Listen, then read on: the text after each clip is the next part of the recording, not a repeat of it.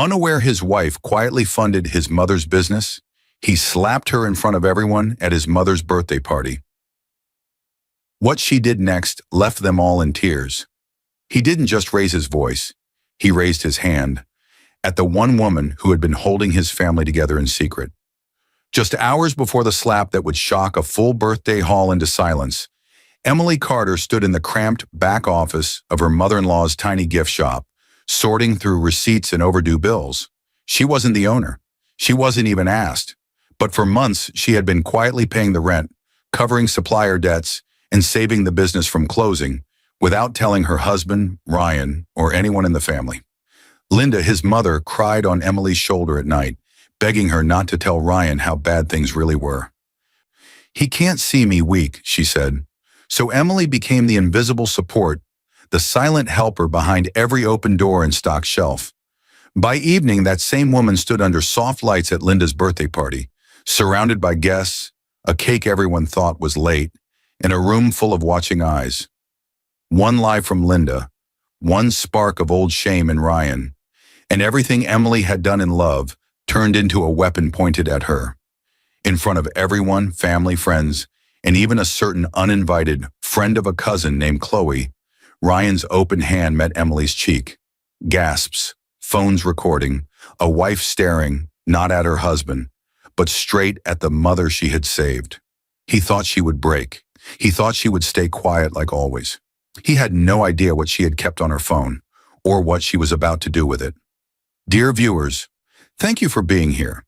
If you watch without subscribing, it's like letting Emily's truth be buried again. When you click that button, you stand with every quiet person who was betrayed after giving everything. Please subscribe now and tell me in the comments where you're watching from.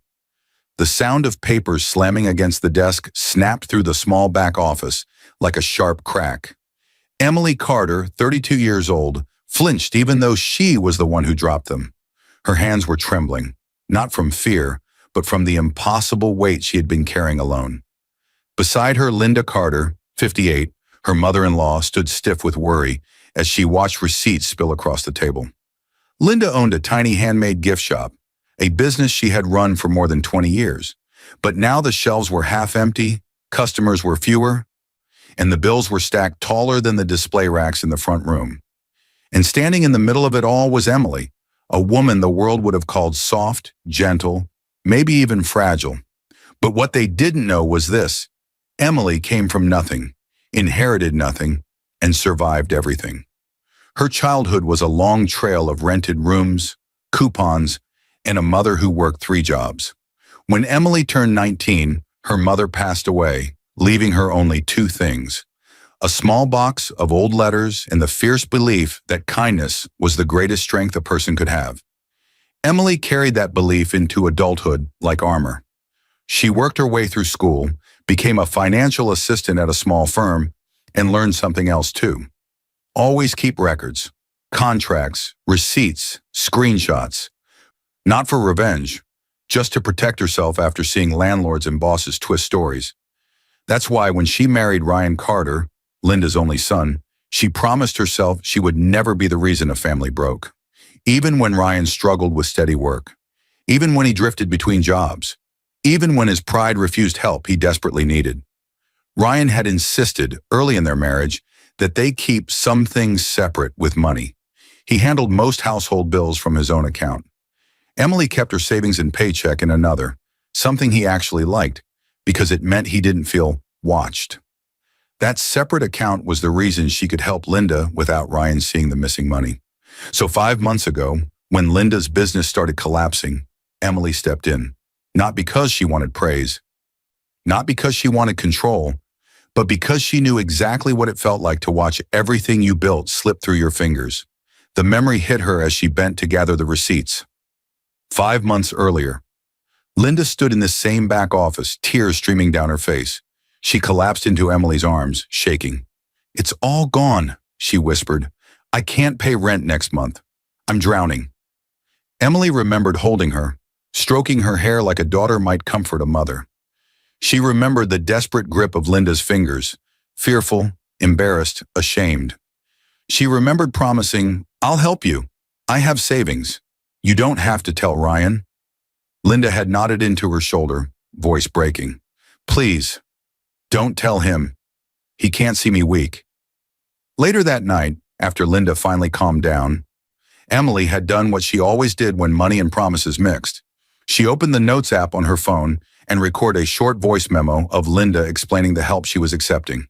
Then a few days later, she printed a simple one-page agreement for Linda to sign, just to keep things clear between them. Linda had signed it with shaking hands, grateful then. Back then, the secret felt like protection, not a weapon. Emily gently placed a hand on Linda's arm. It's okay. We'll get through today. We'll finish sorting these. Then I'll pay the supplier invoice from my account like last time. Linda didn't look at her. She always did that when guilt tried to rise inside her. At last, she exhaled sharply. If Ryan ever knew I accepted help like this, he'd think I'm weak. Emily paused. Not because the words surprised her, they didn't, but because of the tone. Linda said it like it wasn't just fear, like it was shame, like Emily's help was a stain she needed to hide. Emily reached for a stack of packaging boxes. You're not weak. You're human. Everyone needs help sometimes. Linda swallowed hard, eyes glossy but stubborn. I can't have him look at me like some kind of failure. He judges everything. Emily knew that was true. Ryan, 34, her husband, loved his mother deeply, but he hated the idea of weakness, especially in his own family. He took pride seriously, sometimes too seriously. His childhood had been full of high expectations and public standards set by Linda's parents. He grew up believing, without ever saying it, that image is everything. It was the reason Linda never told him about the financial collapse. It was the reason Emily stayed quiet too. But now, looking at Linda's face, something felt off, strained, guarded, almost like Linda was hiding more than just weakness. Emily watched her closely as they sorted the last receipts. Her voice dropped, a little softer, but edged with something she herself didn't fully understand. You won't ever throw me under the bus for this, right? She whispered. Linda froze. For half a second, she didn't breathe. Her hands paused midair. Her lips parted, but no sound came out. Emily's mind flashed briefly to an old memory, being blamed at a teenage job for a mistake her manager made, losing her paycheck because someone else was protecting their own image. She had promised herself never to ignore that feeling again. Now she waited. Then Linda looked away. And that silence, that tiny, sharp, painful silence, it told Emily far more than words ever could. Something was wrong, something bigger than bills, bigger than secrets, bigger than help, something that would blow up soon. As Emily gathered the receipts into a neat pile, she felt the air shift around them, heavy, warning, cold, and somewhere in the front of the shop, Ryan's voice could be heard coming through the door. A voice filled with pressure, a voice on edge, a voice that would soon crack the world open. Emily didn't know it yet, but this was the last quiet moment she'd ever have in that shop. Ryan Carter burst into the small shop with the force of someone holding in too much pressure. The glass door slammed behind him so hard that one of the wind chimes fell and clattered to the floor. His chest rose and fell quickly. His jaw was locked tight. Ryan, 34, stood in the doorway like a man fighting a war no one else could see. Emily looked up. Linda stiffened. The air tensed. What's going on? Ryan snapped. I heard voices. Are you two arguing? His eyes darted around the room, sharp and restless. In his hand was a stack of bills, crumpled from his tight grip. His other hand held his phone, vibrating nonstop like it was impatient for him to look at it. Emily stepped forward gently. We're just sorting receipts. Everything is fine. We're almost done with the shop paperwork. But Ryan wasn't listening. His fingers pushed through his hair, and he paced the small aisle like a caged animal. He dropped the bills on the counter hard. Everything is piling up. The electric bill at home, the car payment, your student loan, and then mom's supplier invoices on top of that. Why does it feel like everything keeps getting messed up around here? His voice cracked on that last sentence, and suddenly he didn't look angry anymore. He looked scared. That was the part people never saw. Under the raised voice, under the sharp tone, was a man whose whole identity was tied to one thing. His phone buzzed again, loud enough for all three to hear. Linda noticed his flinch. Emily noticed his hesitation. The screen lit up, angled just enough for Emily to see the first few letters of a name and an unsaved number. Chech, and a local number. Ryan quickly flipped the phone face down on the counter as if the screen itself would burn through the wood. Spam, he said tightly, too quickly, too forced. Emily felt something cold slip into her stomach, but she swallowed it. She wasn't the type to jump to conclusions. Still, the way he avoided her eyes, the way his shoulders tensed, the way he'd been guarding his phone for weeks now. Something wasn't right. Backstory reflection, step 4. Since childhood, his life had revolved around one unspoken rule. A man must provide. Linda never said it aloud, but her parents did. Ryan grew up hearing phrases like, "Real men don't ask for help. Real men keep the family standing. Real men don't embarrass their mothers." That pressure had molded him like wet clay, hardening into the man before them now, a man terrified of failure, a man who believed weakness was the worst sin. A man so afraid to look small that he'd rather snap at the people who cared for him than admit he was drowning. And Linda, she had fed that belief without realizing the damage. Her silence now, watching him crumble, felt like a guilty witness who didn't know how to undo what she created. Emily took a soft step toward him. "Ryan, you're under a lot of pressure. Just breathe. We're all trying." He cut her off. "I am trying, Emily. I'm doing everything. I'm juggling interviews, side jobs, and now with Mom's birthday tonight, I have to make sure everything is perfect. I can't afford any mistakes. Not one." He turned toward Linda, the only person whose approval he feared losing most. "I promise, Mom," he said, voice firming. "Don't worry. I'll make the party perfect. They'll all see we're fine." He said it with the seriousness of a vow. Linda forced a small smile, but something in her eyes flickered, because she had seen that partial name on his phone too. She knew exactly who Ch was. She had known for weeks, and she said nothing. Not to protect Ryan, not to help Emily, but because admitting her son was failing, as a husband, as a man, felt like admitting she had failed as a mother. Emily glanced between them, her heartbeat echoing in her ears. Why was Linda so quiet? Why didn't she question the strange calls? Why was she acting like she didn't see? Ryan gathered the bills again, stuffing them into his bag. "I'm going to get coffee. I need a minute before we head to the hall," he muttered. He grabbed his phone. This time he didn't look at either of them as he left. The door closed. Silence returned. But it wasn't peaceful. It was heavy, almost dangerous. Linda let out a shaky breath. Emily stared at the door where Ryan had stood, and in that silence something unspoken passed between them. Something sharp, something hidden, something that smelled like betrayal waiting for its moment. Neither of them knew it yet, but the birthday party Ryan wanted so perfect would be the place everything shattered. Linda grabbed Emily's wrist the moment the shop door closed behind Ryan, so suddenly, so tightly that Emily almost dropped the stack of receipts she was holding. "Don't say a word," Linda hissed. Her grip was cold, almost desperate. Her eyes darted toward the door, as if Ryan might burst through it again at any second. The intensity of the moment hit Emily like a wave. This was not the calm, grateful woman she had hugged months ago. This was someone terrified of being exposed. Emily swallowed.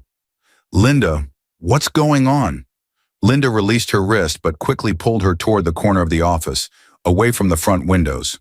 The urgency in her movements was sharp. She waited until she was sure they were alone before whispering, "Please don't mention your help.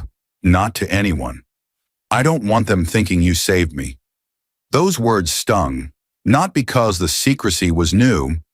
Emily had agreed to keep her support quiet since the beginning, but because of the tone. It wasn't grateful. It wasn't humble.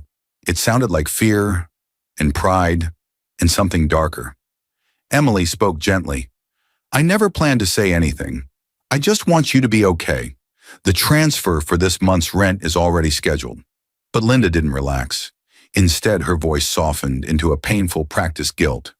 "You know how people talk. If they found out I needed help from my daughter-in-law," she shook her head, "they'd say I'm slipping. They'd treat me differently.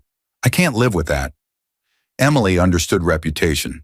She understood pride, but she didn't understand why Linda looked at her now like she was the threat. Still, Emily nodded. Your secret is safe, I promise. Just like before. For a moment, Linda's shoulders loosened. But then, like a clock striking a new hour, her anxiety shifted into a new direction. Emily, about the caterer, Linda began carefully. There was a mistake in the order. Emily blinked. What kind of mistake? Linda sighed dramatically, as if the whole world was resting on her. They sent the wrong appetizer count, and I changed the cake size yesterday morning, added an extra layer. I told them we needed the change today, but they want an extra fee because it's last minute. How much? Emily asked, already knowing where this was going. 300. Linda clasped her hands. I told them you'd settle it. They already have your number from when I forwarded them your email. They think you're the one handling everything now. Emily froze. Me? Linda, I didn't even place the original order. Oh, I know, Linda said quickly, adding a weak smile to soften the blow. But you always handle things so well, and Ryan has been under so much pressure. You saw how he was. I don't want him snapping again, especially before the party. And just like that, the guilt was placed squarely in Emily's hands. Logic backstory, step 5, emotional backbone. This was Linda's survival skill. Her entire life had taught her that reputation was oxygen. Her parents drilled into her, be perfect, be admired, be untouchable. She had married into expectations, raised Ryan with those same beliefs, and now lived in quiet fear that any crack, even a small one, would destroy her place in society. She didn't need kindness. She needed control. And the easiest person to control was the one who cared the most, Emily. Emily inhaled slowly. Okay, I'll pay it, but just so we're clear, the caterer and the cake order are in your name. I'm only covering the extra fee and talking to them because you asked. Linda's relief was immediate and sharp, the way someone looks when they escape danger at the last second. Thank you, sweetheart. You're always so reliable. The compliment didn't warm Emily. It felt like a weight being dropped on her shoulders again. Before she could answer, the front door opened. Linda's older sister, Sandra, 61, walked in. She was sharp-eyed, sharp-tongued, and known in the family for spreading news faster than anyone. Her role in the family was unofficial but powerful. She was the one who told everyone what to think. We're starting the birthday setup early, Sandra announced, brushing off her coat. Linda, where are the decorations? Linda rushed toward her sister, guiding her away from Emily. But as they reached the shelves, Sandra whispered, Why do you look so stressed? What happened? Linda glanced back at Emily, then leaned closer to Sandra's ear. Her voice dropped into a secretive, poisonous whisper. Emily caused a mix-up with the delivery timings. Don't tell Ryan, he'll explode. Emily felt her stomach twist in shock. Her heart hammered, her breath caught. Linda wasn't protecting her. She wasn't grateful. She was preparing a story where Emily was the problem, a story that could destroy her. Sandra nodded slowly, absorbing the lie like it was truth. Emily watched them from across the room, the walls closing in around her, and she sensed it. Linda's lie was only the first spark, and the fire was coming. The glass in Ryan's hand almost slipped when he saw her. 1 second, he was pretending to smile at a joke from one of his uncles. The next, his entire body locked up, his grip tightening so fast the ice inside the cup clinked loudly. His eyes froze on the entrance. Emily, standing near the table arranging napkins, followed his stare. That was when Chloe walked in. Her heels clicked softly against the floor. She was about 28, dressed in a fitted dress that hugged her figure just enough to draw attention without screaming for it. Her hair fell over one shoulder, glossy and styled like she knew she'd be looked at. She carried herself with an easy confidence, scanning the room like she wasn't just entering it, she was testing it. Emily watched her confused. She didn't recognize this woman, not from family dinners, not from old photos, not from any story Ryan ever told. But Ryan recognized her, immediately. His jaw tightened, his eyes widened, then narrowed. Fear flashed across his face for a split second before he forced it away. Chloe saw him and smiled. Not a polite smile, not a shy, new guest smile. It was the slow, familiar smile of someone who already knew what it felt like to be close to him. Emily's heart gave a small, uneasy jolt. Linda's sister, Sandra, moved toward Chloe first, always eager to greet new faces and collect new information. "Hello there, dear," Sandra said. "I don't think we've met." Chloe's voice came out smooth. "Hi, I'm Chloe. I'm a friend of one of the cousins. We used to live near each other." One of the cousins. No name, no detail, just vague enough to slip by casual ears. Sandra, more interested in having another person to talk to than checking the details, smiled and waved her in. "Well, you're welcome. Come in. Come in." Emily noticed something else. The second Chloe stepped further into the room, her eyes didn't wander around in curiosity like most guests. They went straight to Ryan and lingered. Ryan looked away too late. Emily caught it. Her stomach tightened. She tried to shake it off. Maybe they'd met at a store or through the business. Maybe there was some harmless history, but something about the charged stillness between them refused to be ignored. As the party prep continued, guests carried plates and decorations around. Music played softly, and the sound of laughter floated through the air. But under it all was a quiet, sharp tension. Chloe drifted near the dessert table, where Ryan was pretending to check the drink bowls. She moved slowly, using the crowd as cover, until she was close enough to speak without being obvious. Emily, from across the room, saw their bodies angled just a little too close. Chloe's lips barely moved. "You didn't tell me your wife would be this pretty," she murmured, her voice low and teasing. Ryan flinched. "Chloe, not here," he muttered, eyes darting around. "We talked about this. You're supposed to just be a guest, remember?" "Cousin's friend," she smirked. "Relax. No one's looking at us." But Emily was. She couldn't hear the words, but she saw everything. The way Chloe tilted her head, the way Ryan's shoulders went rigid, the guilty way he stepped back half a foot like he'd been burned. Her heart thudded in her chest. No proof, only signs. But the signs were getting harder to ignore. Linda passed by them and saw Chloe's hand brush Ryan's forearm lightly before she turned away, pretending to inspect the decorations. Something flashed in Linda's eyes. Recognition. She had seen Chloe before, near the shop, near Ryan's car. One afternoon when she'd just happened to be in the area.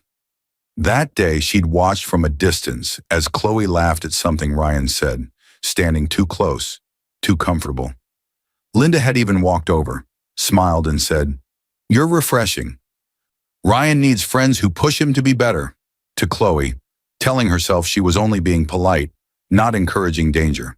She had seen the way they stood too close then, too.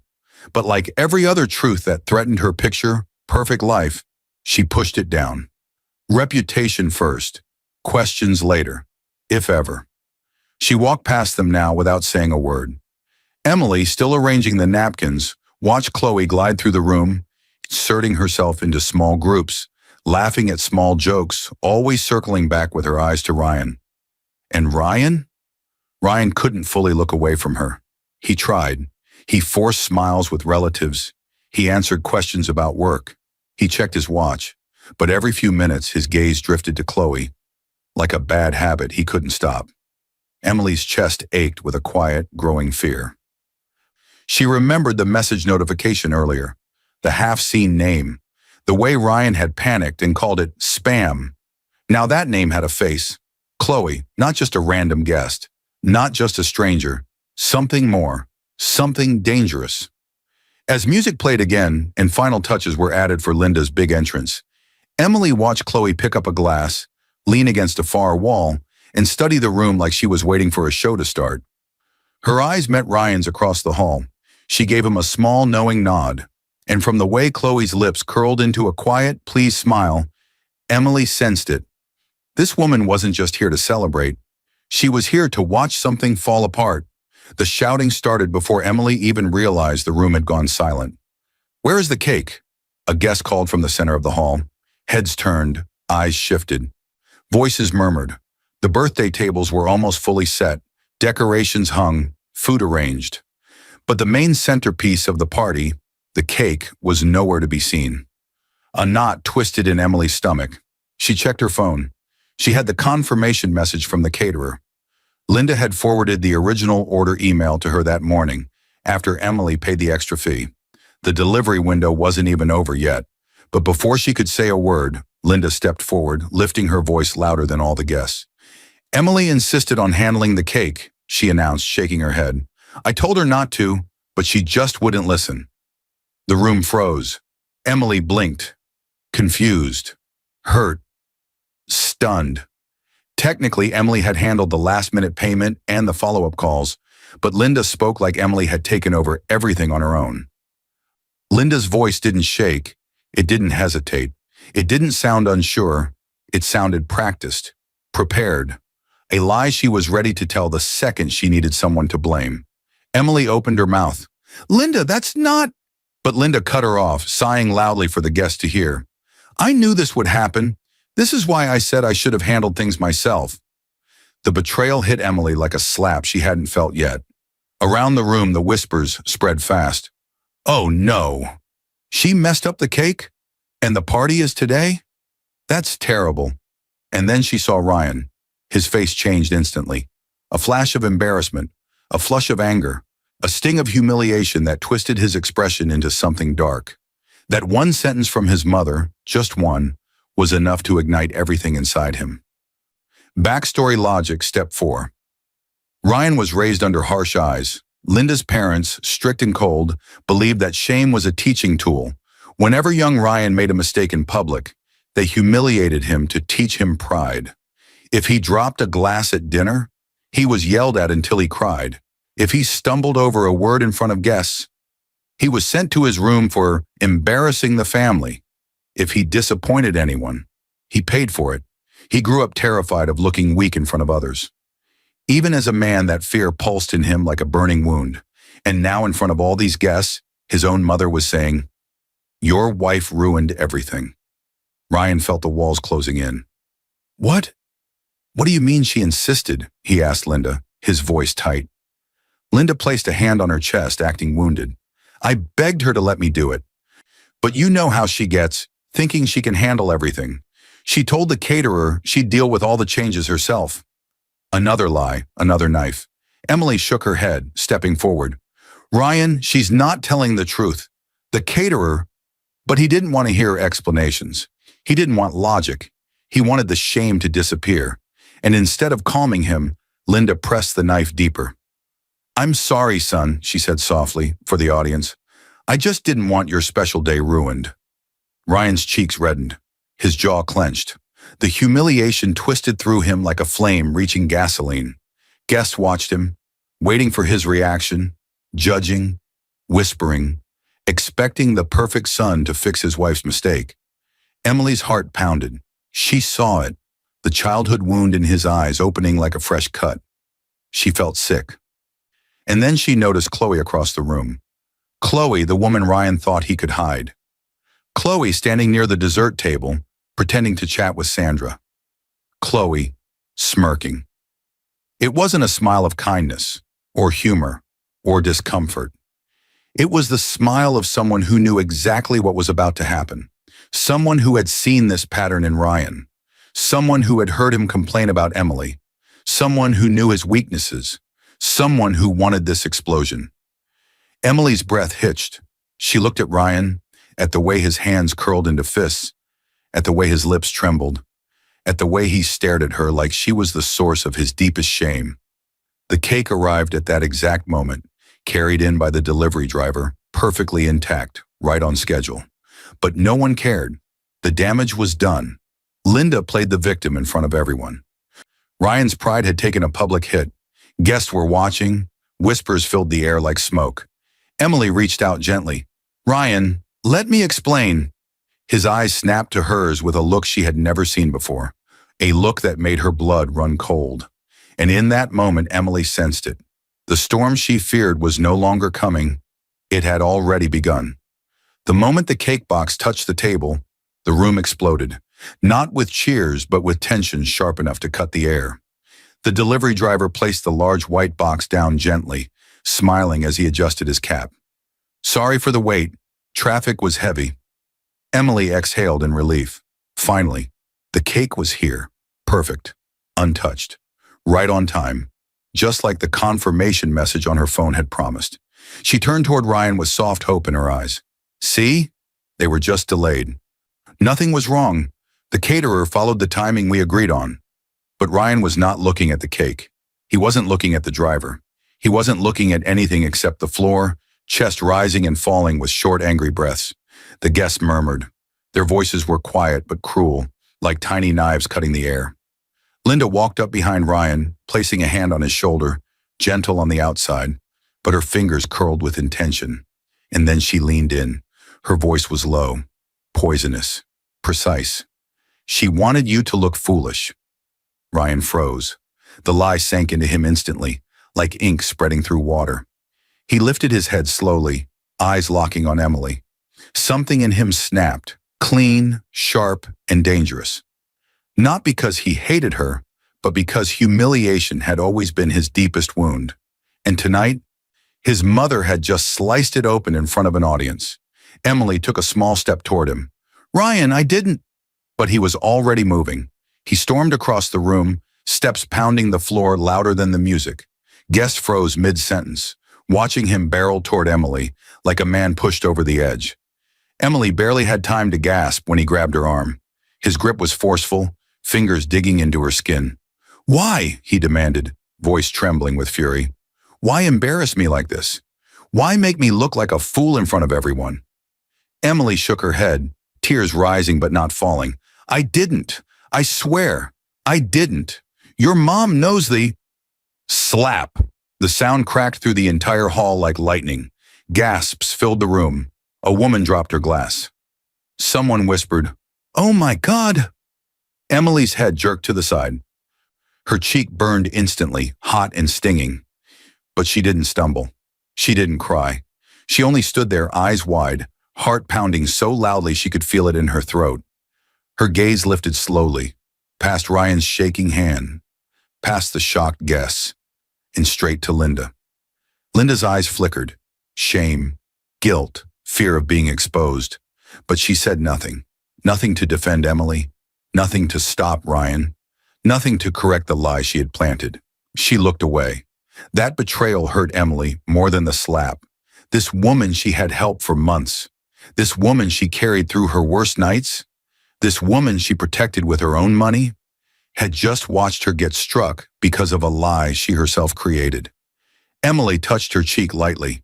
Her skin throbbed under her fingertips. Her heart felt heavier than her breath. The room stayed silent, so still it felt like time had frozen. Ryan finally realized what he had done. His hands shook. His expression shifted from rage to shock. "Emily, I... He reached for her arm again, but she pulled back gently. Not harsh, not dramatic, just done. Emily inhaled slowly, eyes soft but steady. "Don't." The softness in her voice chilled the room more than any scream could have. Guests looked away, some out of guilt, some out of fear, some out of discomfort. No one moved to help her. No one confronted Ryan. Some even lowered their phones, unsure if they should keep recording, except one person. Chloe. Across the room, the mistress watched the scene with a satisfied smirk, a small, pleased curl at the corner of her lips, like a woman enjoying the moment she had been waiting for. Emily saw it, and something in her broke for the last time. She straightened her back, wiped the corner of her lip, lifted her chin with slow, terrifying calm. Then she whispered, barely loud enough for anyone to catch, "Okay, enough." The words were quiet, controlled, but heavy with meaning. Ryan blinked, confused. Linda stiffened, sensing something shift. Chloe's smirk faltered just slightly. Emily turned away from all of them, her steps steady and her face unreadable. This wasn't surrender. It was the beginning of something else. Something stronger, something colder, something final. As she walked toward the hallway, the quiet in her voice carried a promise, one the room didn't understand yet. "If this is how you treat me, then you're not ready for what comes next." Emily didn't walk out of the party hall. She cut through it. Guests stepped aside, whispering behind their hands, eyes filled with shock and pity and fear. The stinging mark on her cheek burned, but not from pain, from clarity, from betrayal, from truth that had slapped her far harder than Ryan's hand. The hallway outside was dim and narrow, but she welcomed the quiet. The door clicked shut behind her, blocking the murmurs, the lies, the humiliation. And then the intensity spilled out of her all at once. She pulled out her phone with trembling fingers, not from weakness, but from the adrenaline of someone who had finally reached her limit. She opened her photo gallery and files. Hundreds of screenshots, dozens of receipts, saved voice notes, backed up messages, scanned PDFs, everything she had kept. Not because she planned revenge, but because she was the kind of woman who always kept records, because she was organized, because she was careful, because she learned long ago that people forget kindness, but remember mistakes. Now all of that detail, all of that organization had become her shield. Her eyes flicked over the folders. Linda payments inside were screenshots of every bank transfer Emily sent in the last 5 months. Rent payments, supplier fees, emergency inventory charges, a digital trail showing that Linda would have lost everything without her. Business proof, pictures of receipts Emily covered, emails between Linda and the landlord, even photos of late-night bookkeeping Emily did at the shop. A scanned copy of the simple one-page funding agreement Linda had signed when she first took Emily's help. She pressed play on a voice note. Linda's voice cracked through the speaker, crying softly, "Emily, please, I can't tell Ryan. I can't let him think I failed. Just this once. Please help me." Emily closed her eyes. The betrayal she felt at the party twisted deeper. Next folder, cake order. The vendor confirmation, the updated delivery schedule with the extra layer Linda requested. Linda's email choosing the vendor 2 weeks ago in her own name. The extra fee invoice Emily had paid from her own account just yesterday. Emily swallowed hard. She knew the truth would hurt Ryan, but she also knew he had chosen the wrong enemy tonight.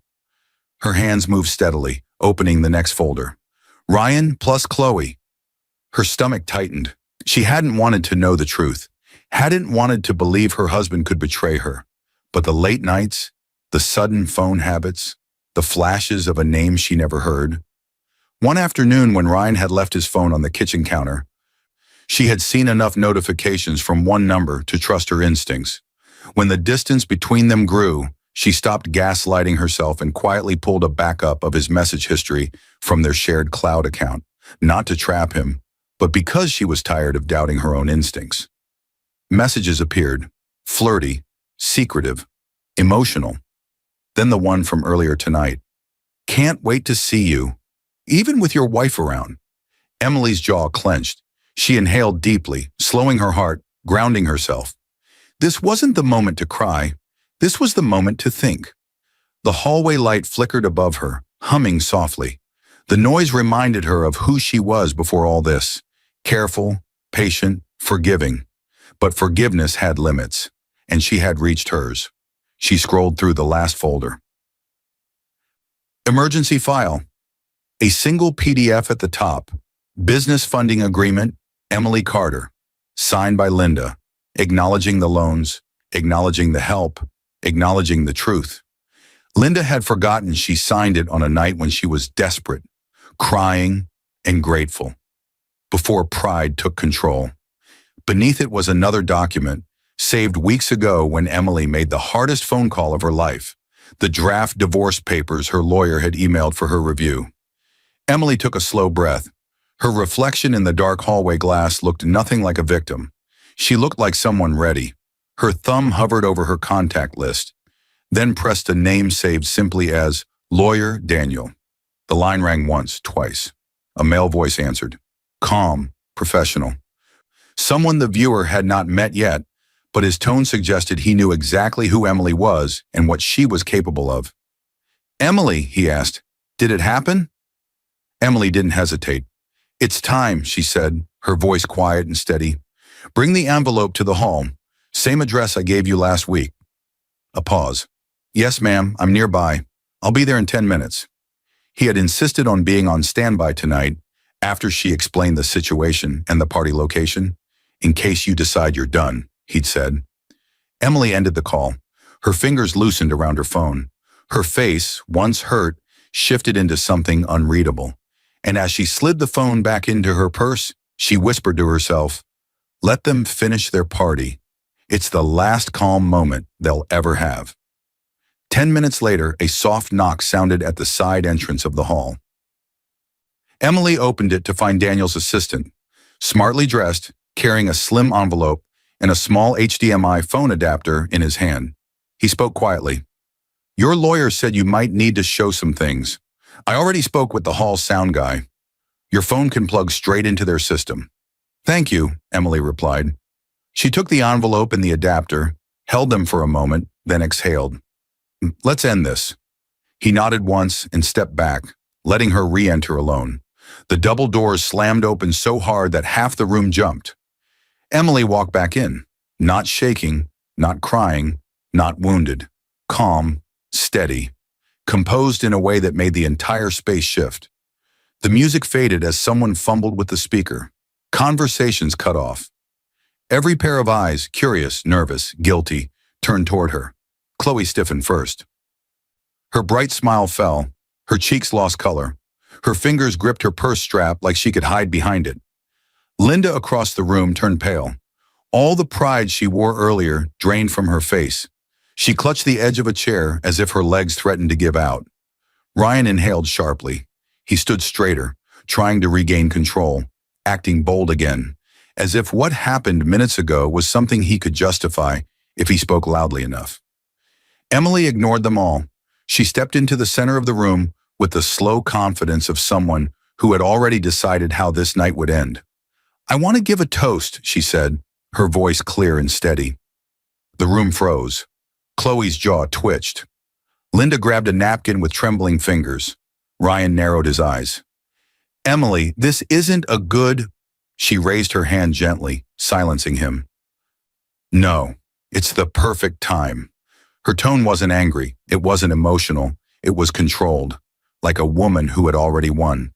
She walked to the dessert table, where the hall's staff had left the speaker and HDMI cable for the birthday slideshow. Calmly, she plugged her phone into the adapter Daniel's assistant had given her. The TV that had been prepared for Linda's photo montage blinked awake. She placed her phone on the table, tapped the screen, and turned the volume up. A familiar voice crackled through the speakers. Linda's voice, sobbing, begging. "Emily, please. I can't let Ryan think I failed. I need help. Just this once." Gasps shot across the room. Linda's knees buckled. She sank halfway into her chair, one hand covering her mouth, eyes wide and wet. Emily continued speaking softly. "This is from 5 months ago. When Linda's business was about to close, she swiped to the next file. A slideshow appeared on the TV screen behind her, the one set up for birthday photos earlier. Instead, it now showed bank transfers, payment confirmations, receipts, inventory orders Emily paid for, rent deposits Emily covered, website repair invoices, every single one tied to Emily's bank account. She spoke gently, but her voice carried through the stunned silence. "I paid for the shop rent for 3 months. I restocked the shelves. I fixed the website when it broke. I covered the supplier fees. I helped with everything." Quietly, because Linda was ashamed to tell Ryan. Whispers rippled across the room. "I had no idea." "She helped that much? Linda lied?" "Oh no." Emily didn't look at anyone except Linda. "And tonight," she said softly, "you blamed me for the cake, even though you ordered it." She held up her phone, showing the invoice with Linda's name and email on it, along with the note, extra layer added. Client, Linda Carter. The screen glowed painfully bright in the guilty quiet. Someone in the back gasped. Someone else whispered, "She threw her under the bus." A woman near the front wiped a tear. Linda finally broke. Her face crumpled. Her shoulders collapsed, and she burst into loud, shaking sobs. I'm sorry," she choked. "I didn't mean to. I was scared. I didn't want people to know. I didn't want them to think I failed." Emily didn't move closer, didn't comfort her, didn't respond. She simply watched Linda unravel. For the first time all night, the truth stood louder than the lies. Ryan rubbed his forehead in disbelief. shame flooding his face, his earlier anger collapsing into confusion. "Mom, why?" he whispered. Linda hid her face, unable to answer. Across the room, Chloe shifted uncomfortably, her smirk long gone. She scanned the room quickly, calculating exits, realizing this wasn't a good moment to be standing out. But Emily wasn't done, not even close. She turned toward the crowd again, lifting her phone. "I showed you Linda's truth," she said gently. "Now," she swiped again. This time, message previews filled the TV screen. Chloe, Ryan Chloe, Ryan Chloe, Ryan flirty lines, late night confessions, secret plans. These weren't friendly chats. They weren't work messages. They were the kind of words two people shared when they knew they were crossing a line and didn't care. A photo popped up next. Ryan and Chloe together. Too close, too comfortable, too familiar. Taken outside a coffee shop Emily had never been to with him. Chloe's lips parted in horror. "Those are out of context," she blurted. "That doesn't mean—" Before she could finish, one of Linda's male cousins stepped forward, frowning. "Wait," he said slowly, pointing at Chloe. "Earlier tonight, you told me we were old friends, that we grew up around the same area, but I've never seen you before in my life." A new wave of shock rolled through the room. Chloe's friend of a cousin story shattered in 1 second. Now she stood not as a vague guest, but clearly as something else. Emily finally turned fully toward Ryan. Her calm expression hardened just slightly. "I showed you Linda's truth," she repeated softly. "Now." Her fingers tightened on the slim folder she had slid under her arm when she walked back in, the envelope Daniel's assistant had brought. "Ryan, here's yours." A shiver passed through the room. Ryan blinked rapidly. "Emily, don't." But she had already started to open the folder, and as the papers slipped into view, the terror in his eyes told everyone. Whatever came next would leave no one in that room the same again. The first message on the TV hit the screen like a bomb. "Chloe, I miss you already. Chloe, tonight will be worth it. Trust me. Chloe, she doesn't appreciate you like I do." The room erupted into gasps. Guests clutched their mouths. Ryan's face drained of color. Someone whispered, "Oh my God, he really—" Emily didn't look away. She didn't flinch. She didn't blink. She simply tapped the side of her phone, and another file appeared. A photo. Ryan and Chloe together. Not explicit, but close enough, intimate enough, secretive enough that no one could pretend it was innocent. Chloe's hand on his chest, his head bent toward her, their smiles too private for cousins. Chloe burst forward instantly. "That's old. That doesn't mean anything." Her voice shook. She reached for the TV cord, but Emily stepped in front of her. "Don't touch it." The calmness in Emily's voice stopped Chloe mid-step. Even Ryan went still. Emily opened the folder in her hand, a thin, cream-colored file tied with a clip. Her fingers moved with quiet control. "There's more," she said. She lifted out printed screenshots, messages from 2 months ago, 3 months ago, last week. "Chloe, your wife is boring. Chloe, don't worry, I won't go near the shop again. Chloe, your mother likes me. She said I'm refreshing." The crowd gasped sharply. Linda's head snapped up. Her eyes widened because she recognized her own words in Chloe's text. Emily's voice stayed soft. "She told you that in the parking lot, didn't she? She said it 3 weeks ago on a Friday after closing." Chloe's mouth hung open. Ryan's eyes shot to his mother. Linda choked on her own breath. Chloe's voice cracked. "Linda, you said—" "Stop," Linda whispered, mortified. But Chloe was unraveling, humiliated, cornered. She pointed at Ryan. "He said he loved me." The room exploded again with shocked sounds. "You're the one who told me to pretend I was some cousin's friend so your wife wouldn't suspect anything." Chloe snapped at Ryan, her voice shaking. "You begged me to come tonight." Gas exploded again. Ryan stumbled back. "Chloe, stop. He told me he wanted to leave Emily, that I was what he needed, that she didn't." "Chloe!" Ryan barked, desperate. But it was too late. She had exposed everything. Guests whispered loudly now. "Oh my God! He cheated? With her? And the mother knew? Poor Emily." Chloe's face twisted with panic. She grabbed her purse. "I'm not doing this," she snapped, voice shaking. I'm not being ruined because you're weak." And she fled the hall, heels clacking across the floor, pushing past staring guests until she disappeared out the door. Silence followed. A thick, suffocating silence. Ryan stared at Emily like he was finally waking up from a nightmare, one he created. "Emily!" His voice broke. "Please, let's talk. We can fix this. I I made mistakes." But but Emily already reached into the folder Daniel's assistant had delivered. She pulled out a neatly folded document. 2 copies. She placed them into his trembling hands. "Emily, what is this?" he whispered. "Divorce," she said quietly. "My copy is already signed." The words detonated in his chest. He staggered backward. "No, Emily, no. Not like this. I can change. I swear. I'll fix everything. Please, don't go." Tears filled his eyes, sliding down in raw humiliation. He looked less like the angry man who slapped her, and more like a scared child who finally understood what loss felt like. Emily didn't soften. She didn't bend. She stood with calm dignity, letting him face the consequences of his choices. "I contacted a lawyer weeks ago," she said gently, "when I first suspected the affair. The documents were prepared then. Tonight, I just asked for them to be brought here." Gasps rippled again. But these were admiring. Some women even nodded at her strength. She continued, "The envelope you saw earlier?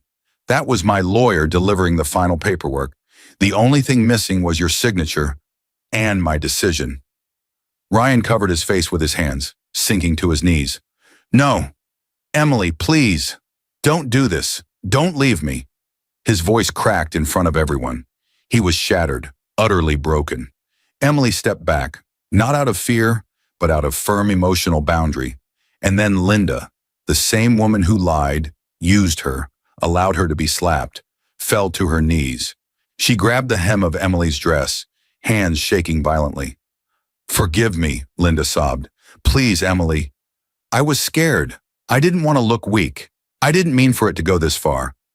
Please, don't leave us." Emily looked down at her, at this woman who had cried in her arms months ago, and then destroyed her in front of a room full of people. Her expression didn't change, but her silence screamed louder than any answer.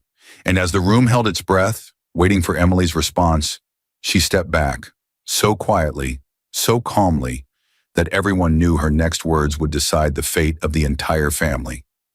Linda's hands clutched the hem of Emily's dress like a person drowning who had finally realized the water was too deep. Her tears soaked into the soft fabric, her fingers shaking with regret, fear, and a humiliation she could no longer hide from. "Please," Linda begged, voice cracking, "please forgive me. I didn't mean for any of this to happen." Emily's face remained calm, controlled, like someone who had finally reached the end of a storm and found the quiet center of herself. She looked down at the older woman for a long, heavy moment. Then, with a steady and gentle motion, she slipped her dress hem out of Linda's grasp. Linda collapsed forward, crying harder. Guests watched silently, unable to decide whether to pity her or recoil from the truth they had just witnessed. Emily took one slow step back, and another.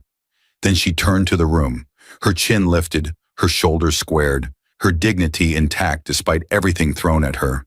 Her voice was soft, but it filled every corner of the hall. "I love this family more than my own blood," she said. Every guest listened, every whisper died, every phone recording held steady. "And all I asked for," Emily continued, "was honesty." Her eyes moved from Linda's broken figure to Ryan's trembling hands clutching the divorce papers, to the relatives who had judged her without knowing the truth. "You gave me betrayal," she said quietly. The room held its breath. Emily stepped toward the door, pausing only once, to deliver the final line that would cut deeper than anything she had shown tonight. "So I'll give you the one thing you fear the most, the truth." And with that, she walked out. The sound of the door closing echoed like a verdict. Outside, the cool night air hit her face. Emily inhaled slowly, the first real breath she had taken all evening. It was steady, calm, free. Behind her, the doors burst open and Ryan stumbled out. "Emily!" he cried, his voice cracked in agony. "Emily, please, please don't leave like this. I can fix it. I swear I'll change." I'll do anything. Just don't go. He ran toward her, but halfway across the driveway, his knees buckled. He collapsed onto the cold concrete, sobbing into his hands. His shoulders shook with every breath, the weight of his actions crashing over him like a tidal wave. Emily stopped, but she didn't turn. All she said was, "You should have thought about that before you broke me." Her voice didn't tremble. Not anymore. Ryan cried harder, clutching his chest like something inside him had finally shattered. Back inside the hall, the consequences spread fast. Guests whispered. Phones recorded. Some tried comforting Linda, but most stepped away, uncomfortable with how easily she had lied, manipulated, and destroyed the woman who saved her. A few guests who had recorded the entire evening quietly shared the videos in family group chats and local WhatsApp circles that night. By the next morning, the clips would spread through the town. Customers would quietly stop visiting Linda's shop. Suppliers would distance themselves. Her business, already fragile, would crack under shame. Reputation, the thing she protected above love and truth, became the very thing that destroyed her. As for Ryan, things fell apart even faster.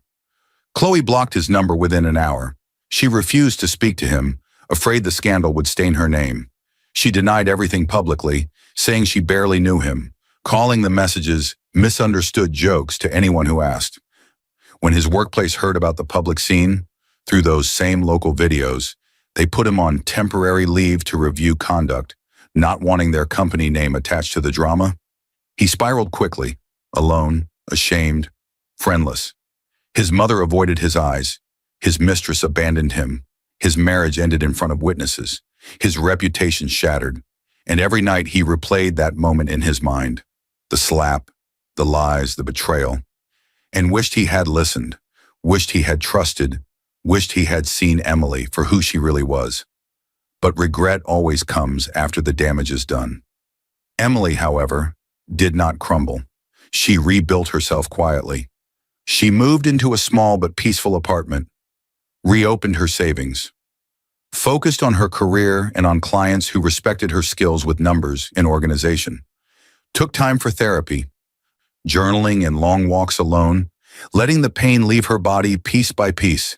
She gathered the pieces of her life, not with bitterness, but with dignity. She didn't gossip. She didn't brag. She didn't seek revenge. She simply lived in truth, and that truth became her victory. She entered that home with love. She left it with truth, and truth was the most powerful revenge of all. I hope you enjoyed watching it as much as I enjoyed creating it. Like, share, and comment on the lessons you've learned. Let me know where you're watching from in the comments below. See you in my next video.